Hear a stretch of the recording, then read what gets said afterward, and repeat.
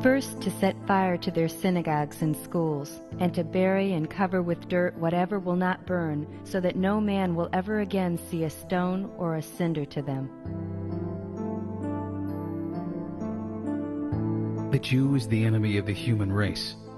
One must send this race back to Asia or to exterminate it, by fire or by fusion or by explosion. The Jew must disappear. Tolerate the aged, who are no longer able to give birth to offspring. By this time, there were 9 million Jews in Europe. Many had overcome anti-Semitism to live securely and prosperously along with their non-Jewish neighbors. Some Jews had become the professionals, doctors, lawyers, scientists, businessmen, bankers, writers, professors, and artists. But most worked day to day to support their families and were not wealthy. In Germany, Jews participated in intellectual and cultural life. They were assimilated and intermarried. Life was by and large predictable. The Jewish religion was practiced and life was good. What you will now see and hear is history, but it also sheds light on the present, on you and me and all races, religions, and cultures, and on the choices civilized society and people can make. I see trees of green, red roses too. I see them bloom for me and you, and I think to myself, what a wonderful world. Yes, I think to myself, what a wonderful world.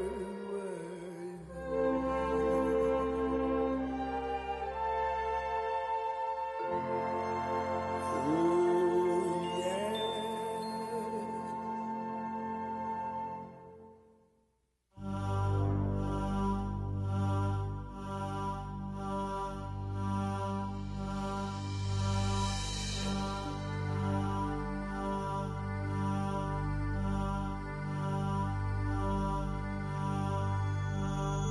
Vor uns liegt Deutschland, in uns marschiert Deutschland und hinter uns kommt Deutschland.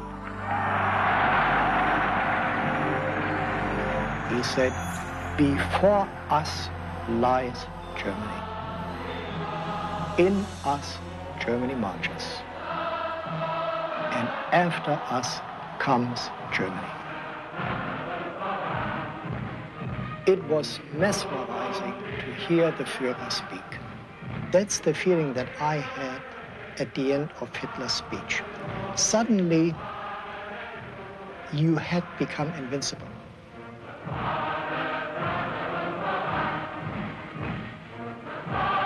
Two months after Hitler became the Chancellor of Germany, I started elementary school. And I believe this is an aspect that is totally overlooked in our history books. Almost immediately, the Nazis exercised their very first priority, which was to captivate the young.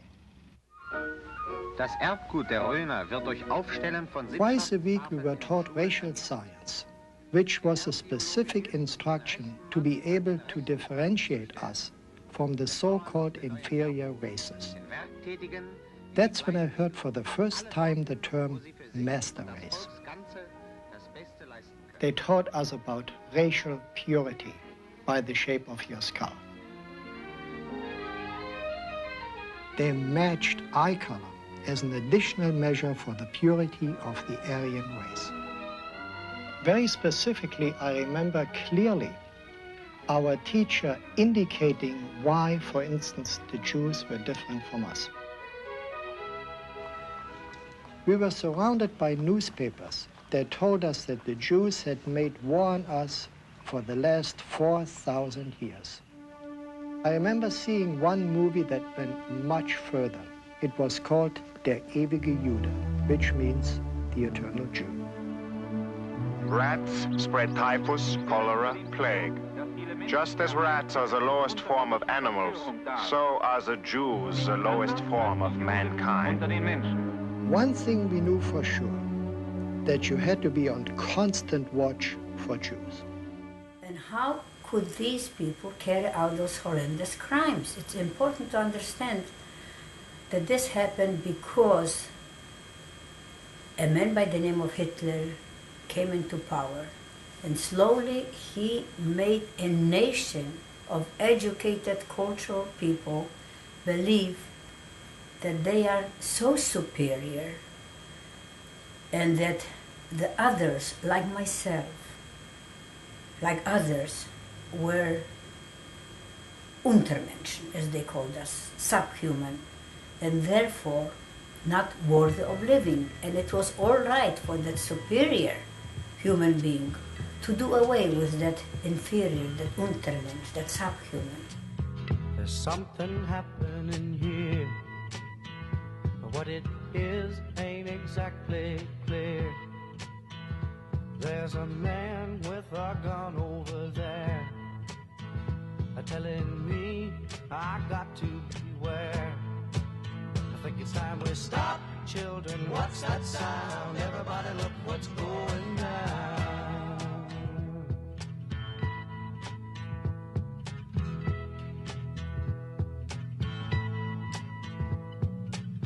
There's battle lines being drawn. Nobody's right if everybody's wrong. Young people speaking their minds are getting so much resistance from behind. Time we stopped. Hey, what's that sound? Everybody look what's going down.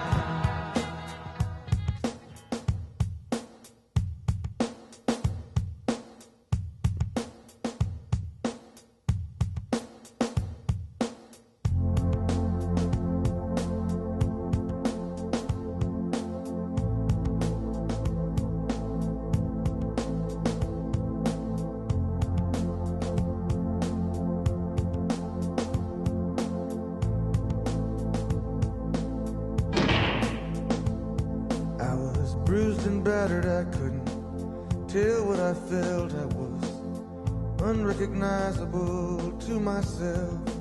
I saw my reflection in a window and didn't know my own face. Oh brother, are you gonna leave me wasting away? I'd look out the window and I remember that seeing corpses being thrown on wagons, skeletons. I was so frightened because I didn't understand what was happening. A child at that time doesn't know anything about death. All of a sudden you look out the window and you see just throwing like rags on wagons, skeletons, starvation. There were people dying left and right. Just as black and whispering as the rain.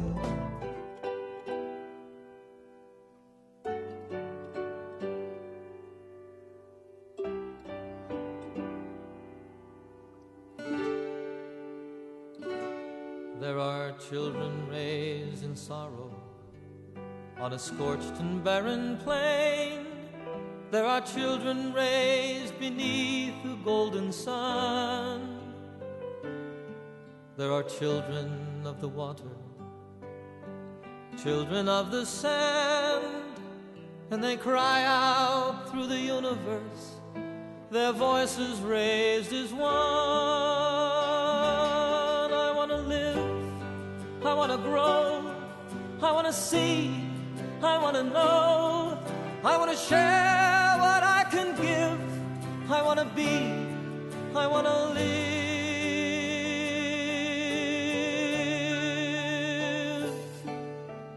Children play, and they imitate grown-ups in their play. And a little girl said to older girl, when you grow up, what would you like to be? Or to boys. And the answer was usually the same. When I grow up, I want to be a German, so I will never be hungry or cold anymore.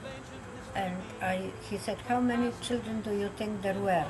And I said, there were, I think, around 2,600 some. And they say, yes, 63.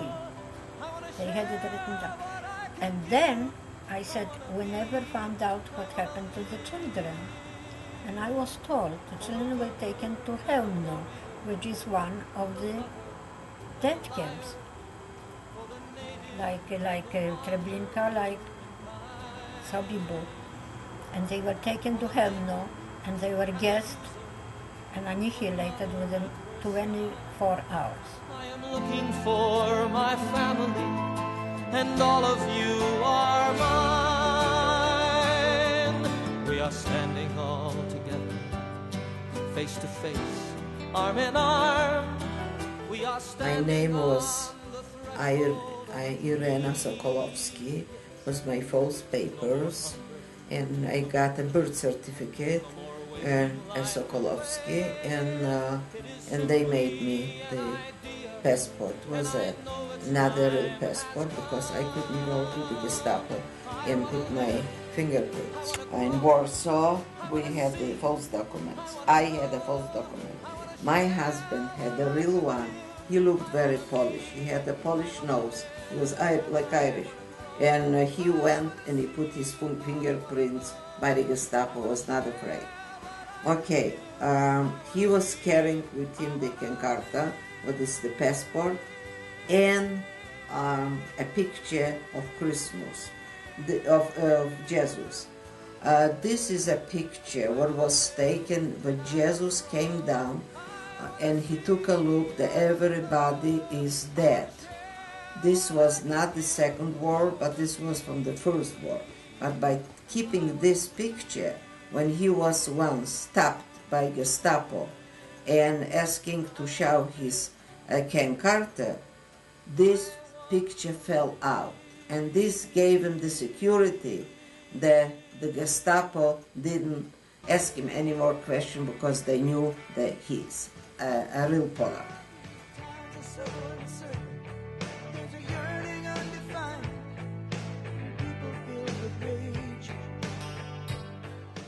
Our many Jewish friends are being taken away by the dozen.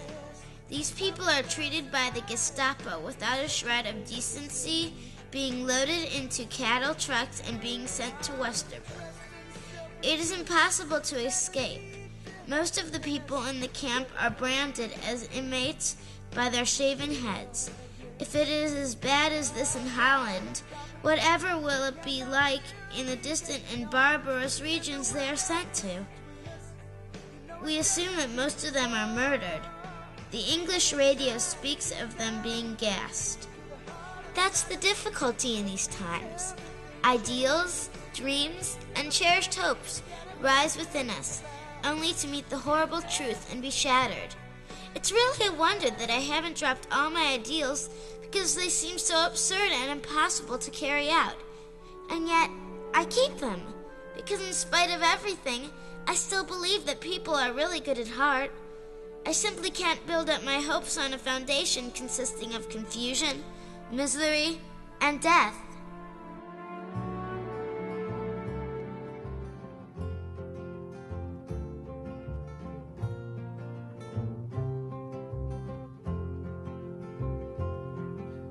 How many roads must a man walk down before they call him a man? How many seas must a white dove sail before she sleeps in the sand? How many times must the cannonballs fly before they're forever banned? The answer, my friend, is blowing in the wind. The answer is blowing in the wind. I was deported to Auschwitz. We came that night and the thing was lit up and everybody was running around like crazy. Those guys in the striped suit, they look like giraffes. And a guy comes to me, the first thing he says, "See that chimney? tomorrow you're going to go through that chimney. I said, what are you talking about? He says, you're going to find out. That's the crematorium. So this was, so I don't know if I was lucky or I wasn't lucky. I was selected to go to the right. That's the reason I went to the camp. And on the other side, people that went to the left, they went to the gas chambers.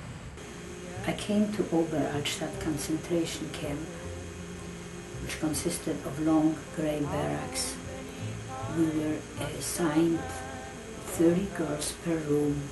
We were given bunk beds on which we had to sleep.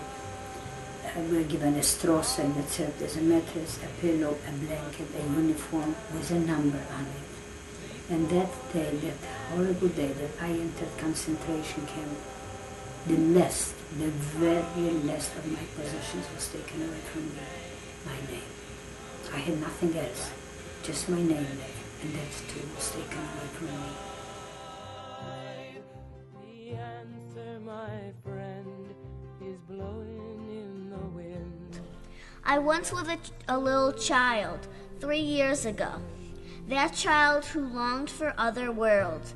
But now I am no more a child, for I have learned to hate. I am a grown-up person. I have known fear.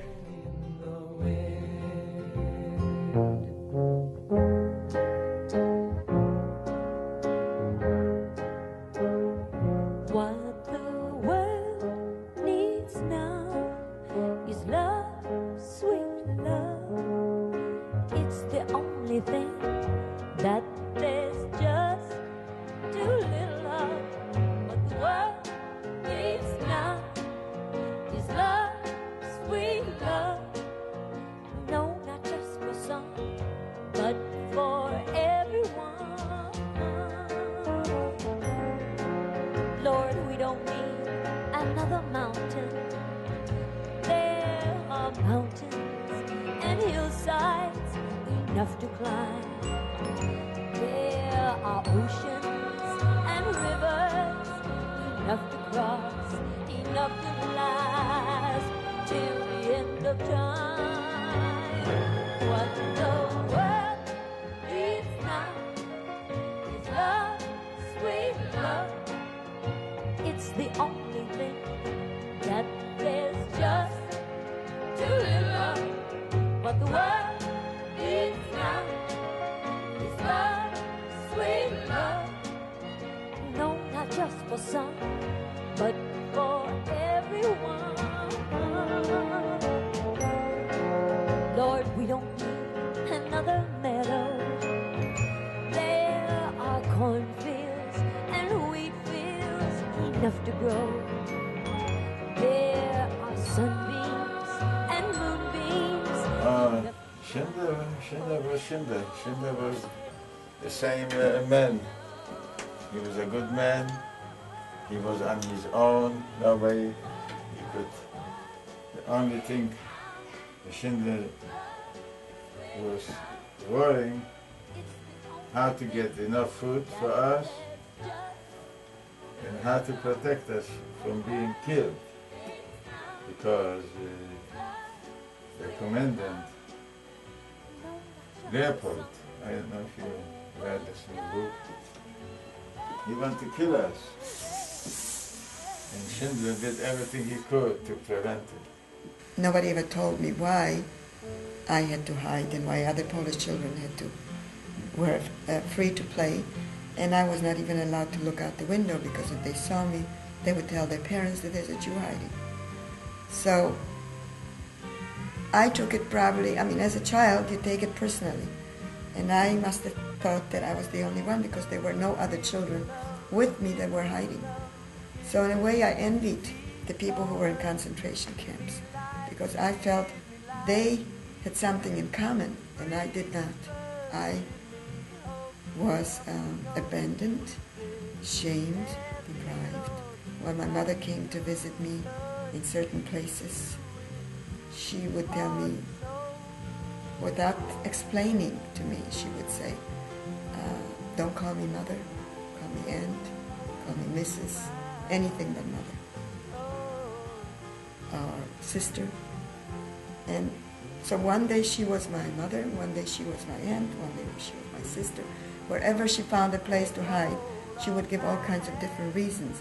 That she's my sister and she has to go to work, or that she's my aunt and I don't have any parents. It was always a different reason that she would have to give to the Poles and pay them in order to keep me. So I was like an orphan. And yet I knew I had a mother and I had a father. But I was very confused. There were 3 million Jews left in Europe. 6 million had died at the hands of the Nazis or from starvation or disease as a result of the Nazi actions.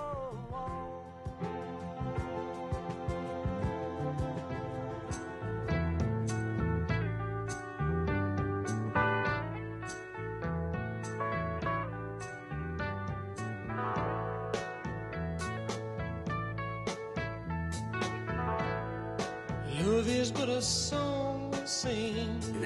And after they were already, when the camp was already taken, the Germans were cutting the water supply into the camp to try to kill some more.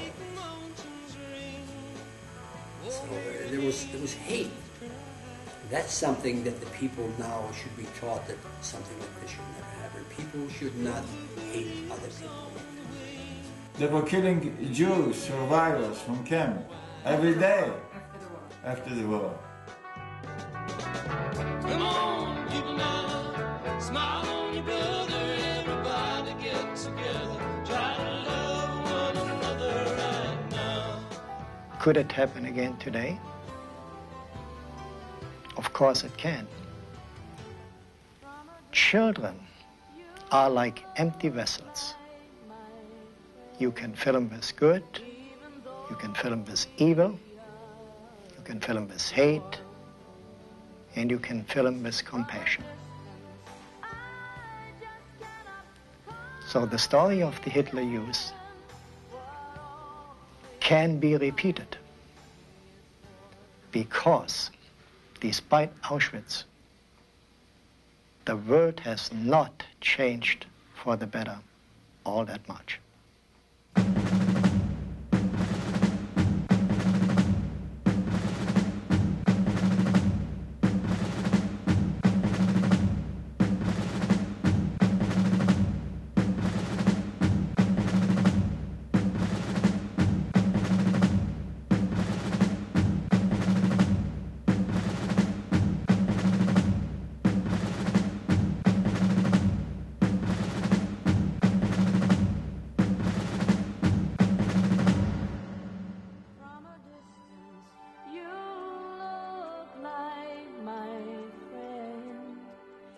The people must be the ones to win, not the war, because war has nothing to do with humanity.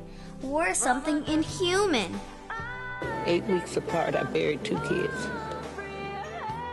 Children carrying guns and knives to school. It's not safe anymore. Anywhere you go, you're always afraid. I will not let my child die in vain. I wouldn't let your child die in vain. I'm embarrassed that you would say I'm like David Duke or Hitler. I'm much more handsome than David Duke or Hitler. The hook-nosed, bagel-eating, locks-eating, imposter perpetrating a fraud, Johnny-come-lately, just crawled out of the caves and hills of Europe, wanna be you.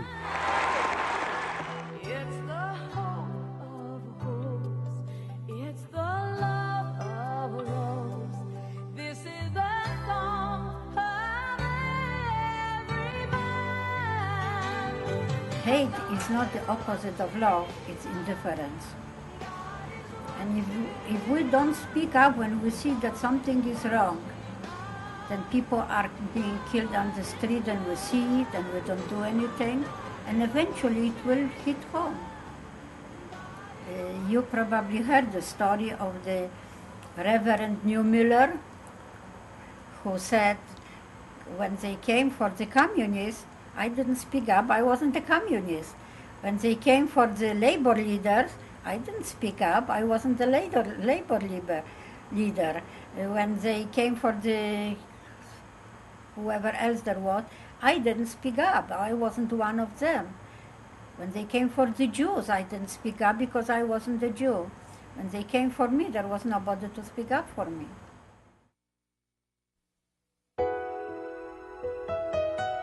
Thanks to the rescuers, those people who hid or sheltered Jews and risked their lives for what they believed was right.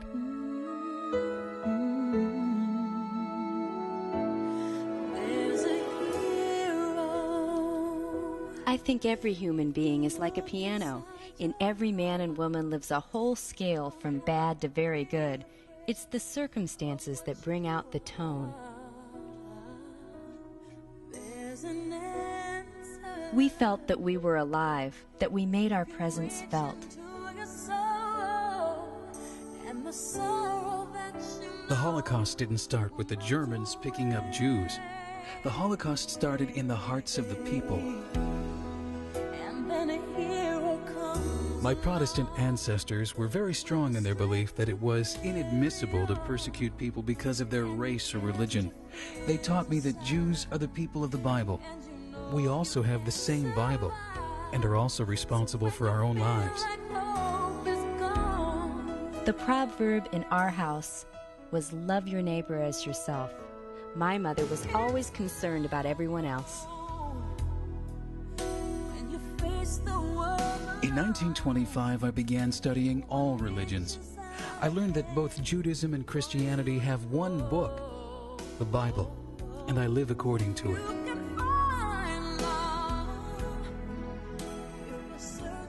From childhood, I believed that each of us who is given the gift of life is responsible for our own life and for what and whom we decide to surround ourselves. And then a hero comes along. I think you have a responsibility to behave decently. We all have memories of times we should have done something and didn't, and it gets in the way of the rest of your life. You can take a stand and declare, in my village, in my community, in my schools, and in the lives of my children and grandchildren, I will make a difference.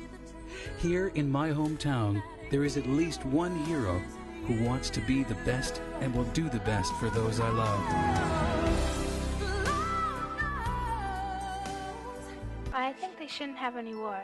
Well, if I were the president, I would call no wars.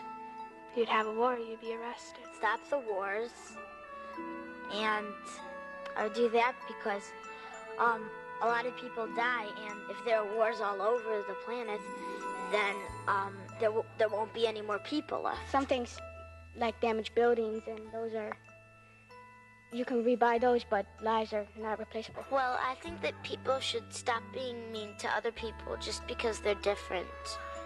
Because even though the people are different, God all made them, and they're not really different on the inside.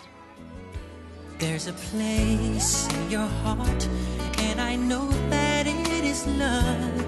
And this place is much brighter than tomorrow.